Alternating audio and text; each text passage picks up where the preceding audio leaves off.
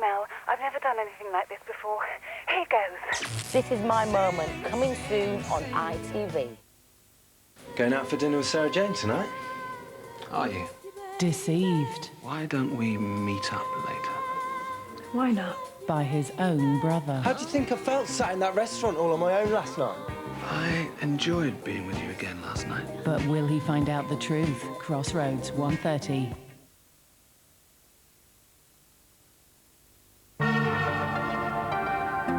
Stress, pollution, UV. I want to protect the youthfulness of my skin. So L'Oreal have created Active Future, the first multi-protection healthy glow creme with grape polyphenols. From the heart of the grape come these powerful antioxidants. Active Future fights external environmental aggressions. With Active Future, my skin feels powerfully protected, thoroughly hydrated and glowing. It's my brilliant defense against time. New Active Future from L'Oreal Plenitude. Because we're... Ahoy, Mr. Beaver! What does it take to have such strong teeth? Colgate Herbal Toothpaste, naturally. Colgate Herbal? It contains chamomile, eucalyptus, myrrh and sage, as well as fluoride that helps make teeth healthy. And strong. Colgate Herbal, for strong, healthy teeth. This man is guilty of more than 30 murders, and he's still at large. His name, James Patterson, #1 bestseller. The book, Roses Are Red.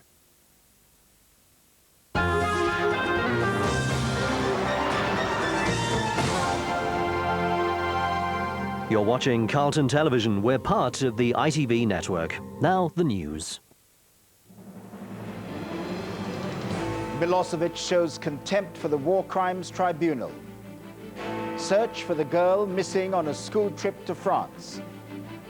Henman fights back to keep British hopes alive. And Lara Croft comes to life in a big budget movie.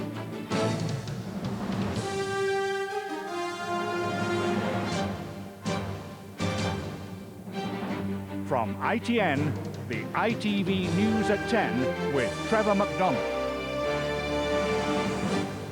Good evening. Showing the defiance that marked his 13 years in power, Slobodan Milosevic made his first appearance today before the War Crimes Tribunal in The Hague.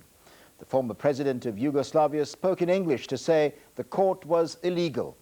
Asked whether the 51 pages of indictments against him should be read out, Milosevic replied, "That's your problem." Bill Neely's report contains disturbing pictures of atrocities in Kosovo. Slobodan Milosevic is back in jail tonight after a day that many hoped for but few believed would ever happen. This the extraordinary moment when he finally faced the War Crimes Tribunal. There were gasps in court and across Europe. The prosecutor versus Slobodan Milosevic. He chose to have no lawyers. The British judge, Richard May, asked him if he really wanted to do this. These proceedings will be long and complex, and you may wish to reconsider the position. I consider this tribunal a false tribunal and indictments false indictments, so I have no need to appoint counsel to illegal organ.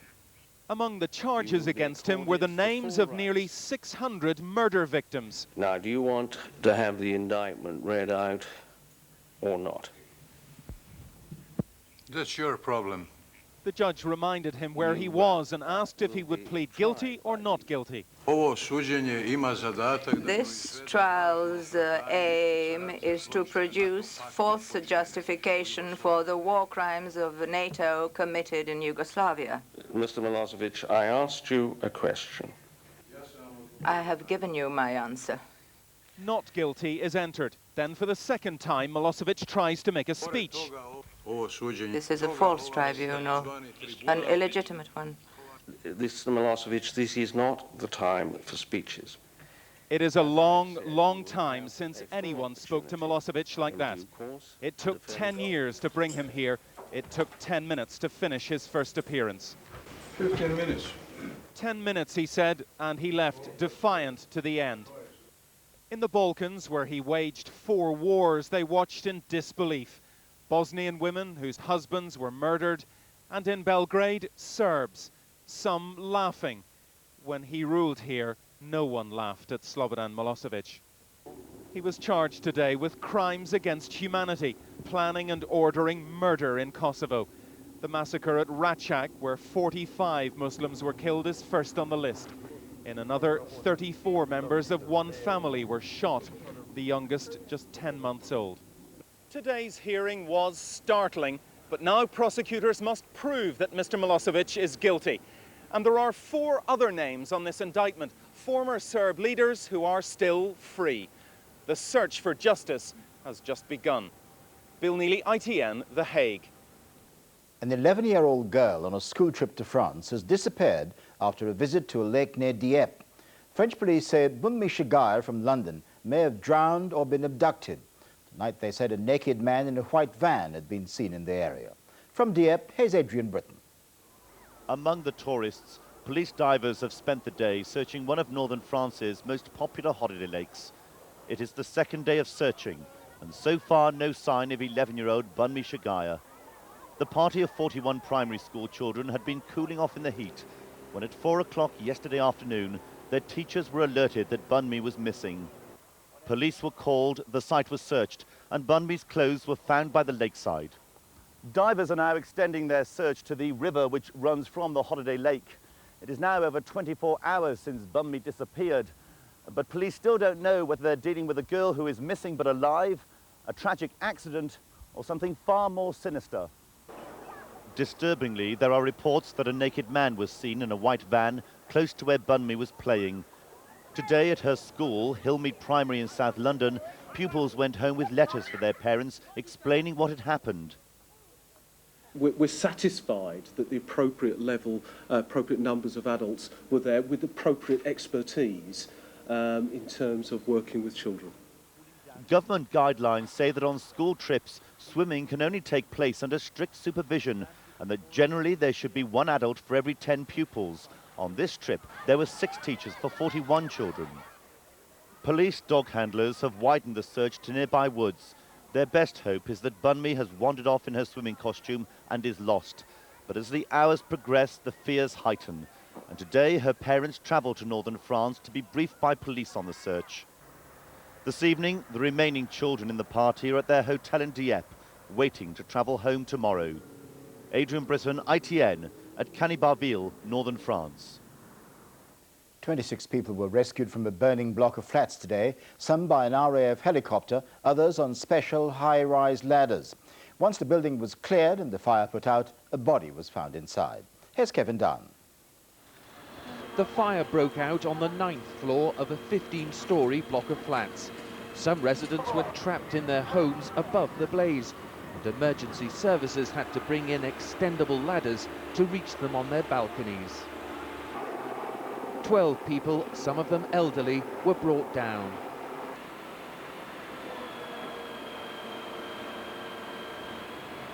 Others put on gas masks and went to the roof, where one man could be seen phoning for assistance. An RAF helicopter quickly arrived to rescue those stranded. They were winched to safety in pairs, some, like the man on the right, clutching their pets. 3 of those rescued were children. Fire chiefs praised the smooth operation. It was very safe and it was very successful, which then allowed us to undertake much more aggressive and open firefighting, putting the fire out and undertaking other search and rescue. Those rescued were flown just a few hundred yards to a nearby field and a waiting ambulance. 1 firefighter and 9 residents were treated for smoke inhalation, and firefighters later discovered a body in a flat. The cause of the blaze is not yet known. Kevin Dunn, ITN. Lord Archer's former friend Ted Francis said in court today that he believed when Lord Archer asked him for an alibi, he thought it was to save his marriage. He also told the Old Bailey about the evening he and Lord Archer had what he called a mild falling out. He said Lord Archer had embarrassed him at a party by saying he owed him money. Barry George's legal team began work today on the appeal against his conviction for murdering Jill Dando. They have 4 weeks to make their submission, although even George's supporters say overturning the verdict will be difficult. Here's our Home Affairs correspondent, Shuli Ghosh. Behind the walls of Belmarsh Top Security Prison, Barry George is spending a second night as a convicted murderer. But while he remains locked up, his family are planning to launch an appeal. George's uncle told ITN his nephew was wrongly convicted. He shouldn't have gone down. He's innocent. George's case is being supported by the Miscarriage of Justice organisation. They say the evidence against him simply wasn't strong enough. The vast majority of the public out there today believes that he's just a fall guy. And, you know, I've been watching it all along, and it's turned out, the fears that I had then has turned out to be true. It seems to be that when it's a high-profile case, they have to have someone, and anyone will do. But an appeal isn't automatic. The defence lawyers must find grounds for it. They'll look at the judge's summing up to see if there are any mistakes in how he directed the jury. They could challenge the evidence on identification, heard from witnesses who failed to pick out Barry George from identity parades, or call into question the disputed forensic evidence, which hinged on a single particle of gun residue found in George's coat pocket. We have jury trial in this country, like it or not, and a court of appeal won't interfere with a decision of fact made by a jury unless there are good legal grounds for doing so. Friends of Jill Dando say they don't want the verdict to be challenged.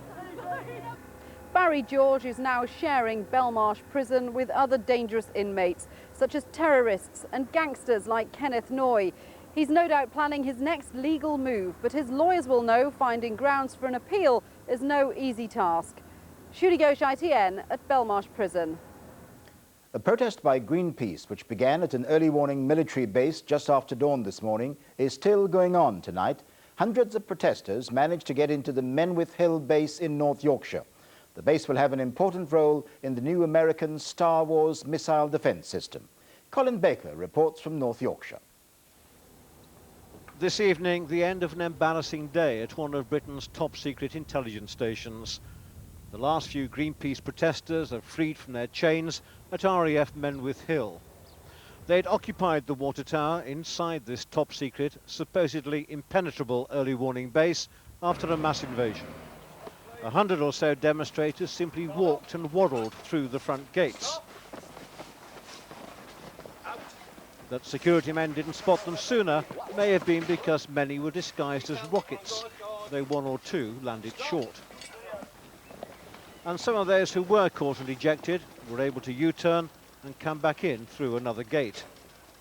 In fact, as fast as rockets were repelled, another salvo arrived.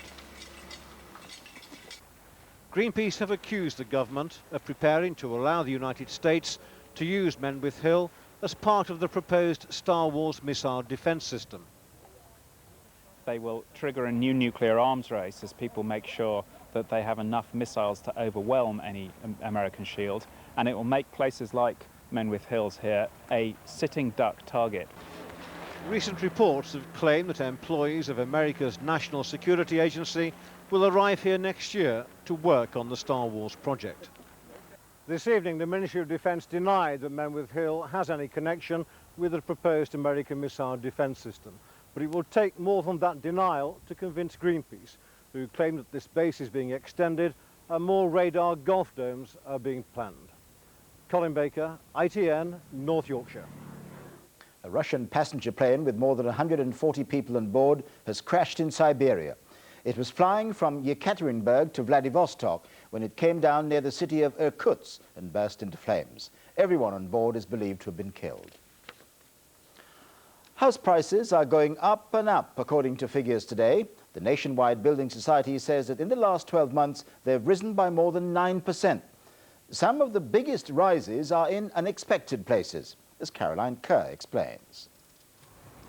The experts may say it's unsustainable, but the fact is the UK property market is still rising at a rate of knots.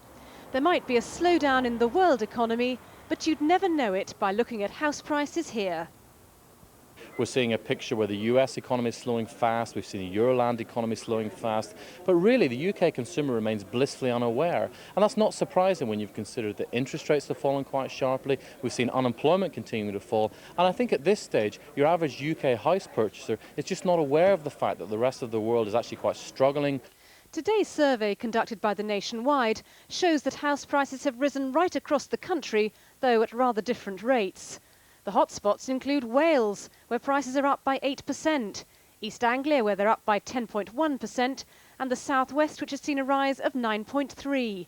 Not surprisingly, London saw the strongest growth with an increase of 10.4%, but it's a very different story in the north, where prices increased by less than 1%, and in Scotland, where they barely rose at all. This is your second round, isn't it? Yes, it is indeed.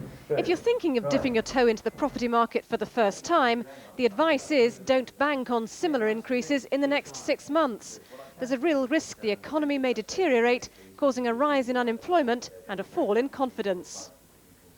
So, is it still a good time to be buying? Well, there aren't many things in life as unpredictable as property prices, but most economists seem to be agreeing that while prices are about to slow, they are not about to collapse. Caroline Kerr, ITN, North London. Liam Gallagher's been keeping up to his reputation as the bad boy of rock music and his dislike of the media. He was celebrating the birth of his son Gene at a private hospital, but the Oasis singer wasn't pleased to see a pack of photographers. I thought you were a brother. I thought you were you just had a bad draws. And I'll do you any time. The proud father appeared to have calmed down by the time he left the hospital later. Tim Henman proved today what a difference a day makes. Trailing last night by 2-1 against the American Todd Martin, he fought back this afternoon to win in 5 sets. He's now through to the quarter-finals. From Wimbledon, Felicity Barr reports. After 4 years of losing at Wimbledon on July the 3rd, Henman today broke the jinx. He looked a different player from last night as he quickly levelled the match to take it into a final set. While centre court roared its approval, 5,000 fans watched on the big screen outside. And they were impressed to see the 6th seed was back to something like his best form, as Martin struggled to respond. It was clear the American was tiring, and Henman powered his way into the quarterfinals, where he'll now face Roger Federer, the 19-year-old who knocked out Pete Sampras. I'm under no illusions that tomorrow's going to be very tough. I mean, Federer's playing as well as anyone, and I'm sure after having the result that he's just had, he's pretty confident with his game. So I look forward to it. With Sampras out of the tournament, this could be Henman's greatest ever chance of winning Wimbledon. Expect an outbreak of Hen mania tomorrow as British fans back their man to reach the semi-finals. Jennifer Capriati's delighted to have already made it into the semis after a thrilling match against Serena Williams. It was closely fought all the way, and the crowd were treated to some incredibly long rallies played in temperatures close to the 90s. Williams took the first set as Capriati struggled to overcome a hip problem. But Williams, still suffering from an upset stomach, couldn't cope as Capriati piled on the pressure. The last time she reached a Wimbledon semi was in 1991. It's a remarkable comeback for a player whose personal problems as a teenager so nearly wrecked her career. Felicity Barr, ITN Sport, Wimbledon. In confirmation of those results, Tim Henman beat Todd Martin in 5 sets. 4th seed Jennifer Capriati came back from a set down to knock out Serena Williams. The other Williams sister, Venus, is through to the semi-finals. She beat Natalie Tosiak in straight sets. The Spurs and England defender Sol Campbell has a new club tonight. He moved not to Europe, but a couple of miles across North London to Arsenal. As he shook hands on the deal, thousands of Tottenham fans were shaking their fists in anger that they had lost their star player to their bitterest rivals. Philip Ray-Smith has our report. The handshake ended months of speculation. Sol Campbell, one of Tottenham's best-loved sons, had signed to bitter rivals Arsenal. The deal has made him the best-paid British footballer ever. Spurs fans, not surprisingly, are livid. It's the ultimate betrayal, yeah, definitely. The reaction he's going to get when he comes back to Tottenham in November will make it perfectly clear to him what we think. It's a disappointment to supporters, but frankly the player has left us and we'll move on. Campbell himself has defended the move. I've done everything right. You know, my contract's run out now. I'm a free agent, and you know, I decided I wanted to come to Arsenal. That decision may have been made easier by the terms of his new contract, worth a reputed £20 million over 4 years. That works out at around £100,000 a week. But on top of his basic pay, he'll pick up undisclosed lucrative bonuses and signing-on fees.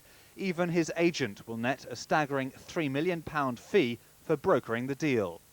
So I had to make a decision based on what was best for him and what was best for his family and where he could improve as a footballer, and he's made that choice. The former England captain is said to have turned down double Arsenal's money to go to a European club. This way he won't have to move house, but will surely face some flack when the Gunners play Tottenham next season. Philip Ray-Smith, ITN Sport. Cricket, 3 more players have been called up for the first Ashes test because of England's current injury problems. It begins on Thursday at Edgbaston. The Surrey batsman Mark Butcher is recalled to the team, so is Robert Croft. Nottinghamshire's Usman Afzal gets his first international call-up.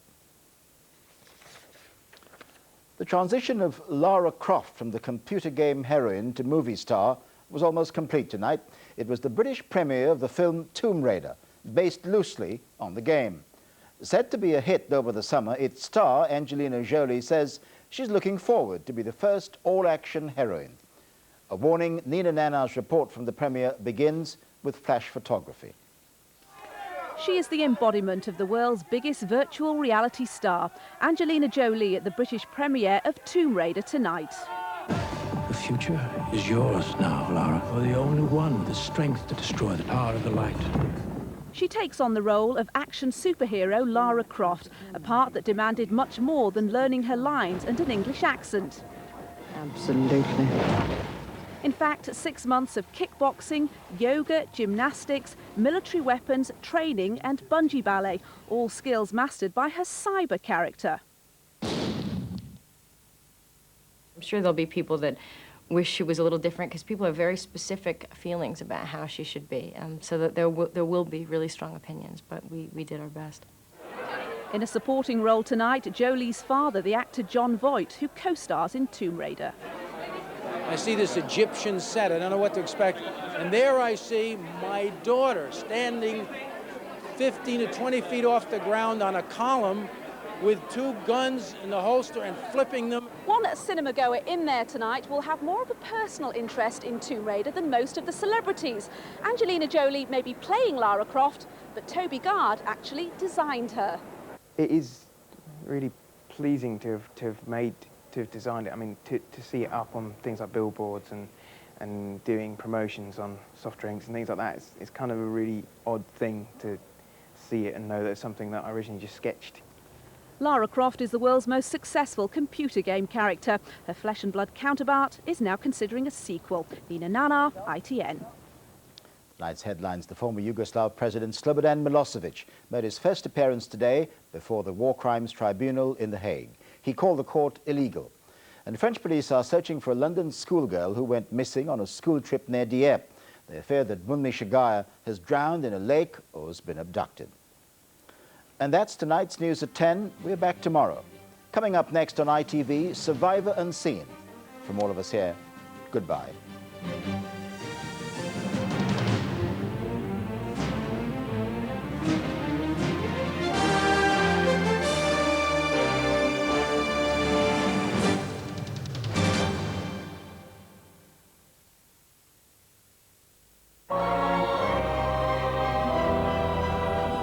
Powergen. Gas, electricity and telephone. Good evening. Big variations in the weather from east to west today. The east hot, dry and sunny. The west more cloudy. Some heavy bursts of rain around, as you can see. We still have them through the night tonight. 1 or 2 more showers for the west tomorrow as well. In the outlook, things turn around. The northern half of Britain will settle down. High pressure close by. Thursday, Friday, mostly dry. But further south, well, it's our turn to get the thundery downpours. There'll be some heavy thunderstorms, I think, through the latter part of the week. We'll bring you more details as we have them. As far as tonight's concerned, it stays with an east-west divide. The west stays more cloudy with some heavy bursts of rain. The east dry but very warm and sticky. And a similar story tomorrow. Many places dry with sunny spells. The heaviest showers probably in the southwest. And again, it's going to be hot. Temperatures up to 28. For more details, check the website. Powergen. Gas, electricity and telephone.